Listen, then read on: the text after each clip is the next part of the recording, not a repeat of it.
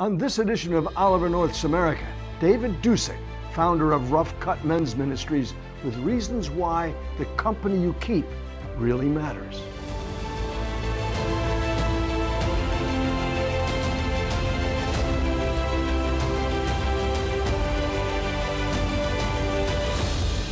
Welcome to this edition of My America. I'm Oliver North, and our guest today, David Dusek. He's the founder of Rough Cut Men's Ministries, a live, interactive men's experience to forge the unbreakable bond of battle-ready brotherhood against the enemy that the Bible says is out to steal, kill, and destroy marriages, families, and everything else. David's travels around the world speaking at men's conferences are powerful. He's been in military bases and corporations. His new book, The Battle, Tactics for Biblical Manhood, learned from the 7th Cavalry in Vietnam. You've got to get this book. You don't have to have been to Vietnam.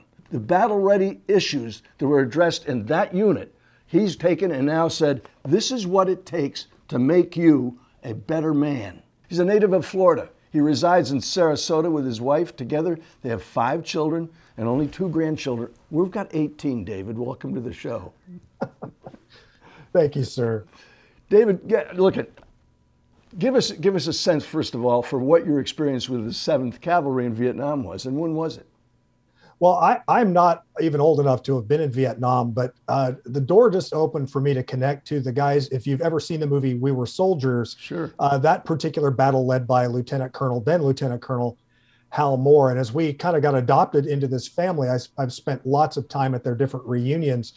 And as I've been speaking to them, I discovered that the same tactics, techniques, and procedures that they used on the battlefield to really defeat an enemy when they were outnumbered 5-1 will also work at home as husbands, fathers, and men of God against this enemy that the Bible says wants to steal, kill, and destroy.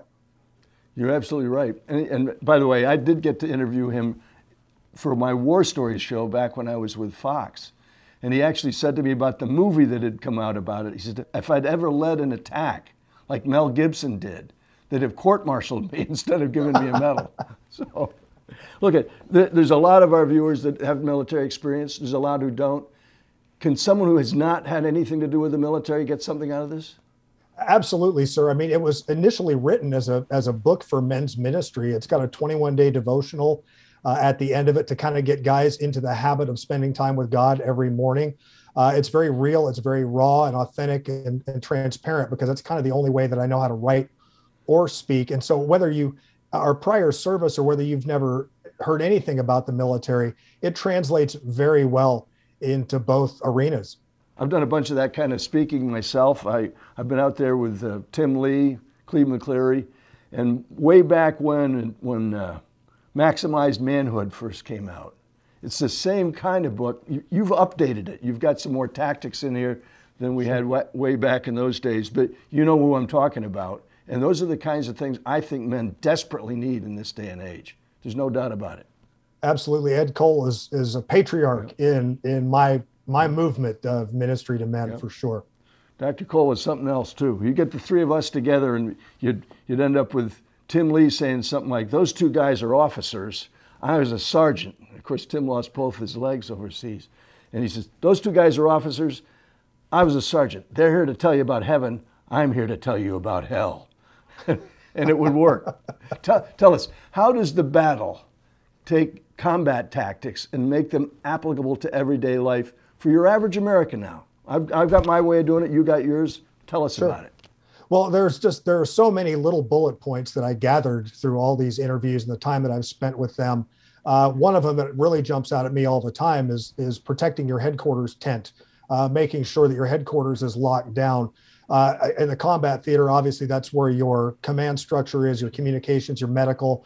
But in the real world, where we just get up and go to work every day as men, that's our home. And really, our number one ministry at any point in time is the ministry that God's given us at home, our marriages, our children, and the roof over our head. So I give out tactics and techniques to really defend your home against spiritual attack by protecting, making sure that it's a safe place for your kids, because Lord knows the world just eats our kids up when they're in the schools and out in public. And so we want home to be that place where they know they're absolutely safe, much like a headquarters operation downrange. Chapter 6 in this book is entitled Knowing Your Enemy and Your Resources. Expand on that thought. Well, from the context of Lieutenant Colonel Moore, he studied absolutely everything about the enemy. Obviously, he had a kind of a template to follow with an attack that occurred against the French in '51, long before Americans entered the Vietnam theater. He also knew his resources. He knew what the capabilities were of the Huey, the M16, the team that he had built around him very specifically to go into this particular battle. With us as men, we need to be acutely aware of, as I've mentioned already in John 10, the Bible says we have an enemy that wants to steal, kill, and destroy. And the Bible also goes on to say that we're not unaware of his schemes. Everybody knows how the enemy is going to attack an individual person. We all have different, what I call choke points in life, whether it's a computer issue or financial issue, a wandering eye, you name it. There's all kinds of different, chasing after money. There are all sorts of different attacks. And the enemy is pretty crafty and very one-dimensional. He keeps throwing the same bait out in front of us. And so to be acutely aware of that helps us to understand where those attacks will come from, and to be proactive against those, whether it be in prayer or putting up defense mechanisms around our lives to make sure that the enemy doesn't get a crack in the door, because I say often that if you give the enemy a crack in the door, he'll kick it down. What do you think is the major issue that makes men today most vulnerable? Honestly, I believe it's isolation.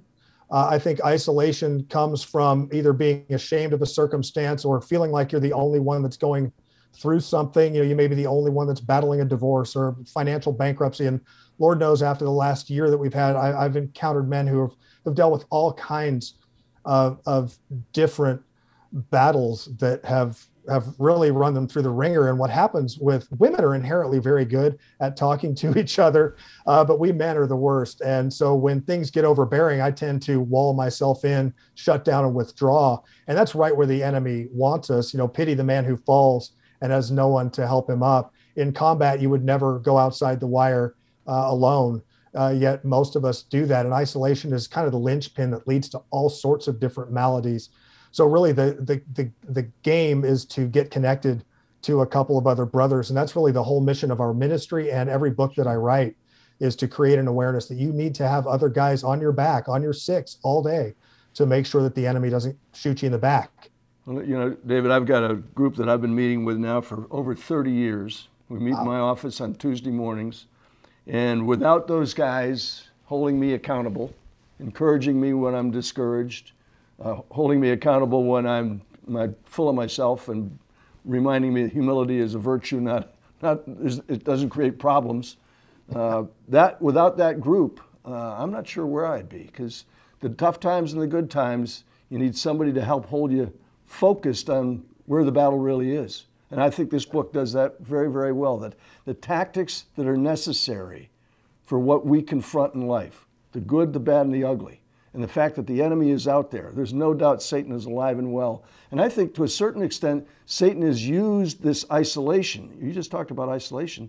Obviously, you started this book before we were all pinned down by COVID, but we've been through a year of almost total isolation.